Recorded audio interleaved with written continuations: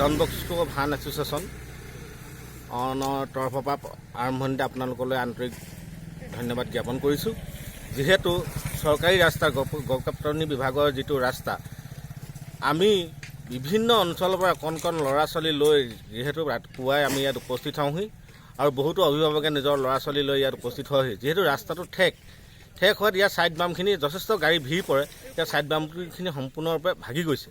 কিন্তু চৰকাৰে চকুত পৰা নাই যদিও আমি আমাৰ ডনবসৰ ভান এছ'চিয়েশ্যনৰ সহযোগত আৰু সন্মানীয় কেইজনমান অভিভাৱকৰ তৎপৰতাত লগতে ডনবস স্কুলৰ ফাদাৰেও আমাক এই মাটি পেলোৱাত যথেষ্টখিনি সহায় কৰিছে আৰু তেওঁলোকৰ অৰিহণা যোগাইছে।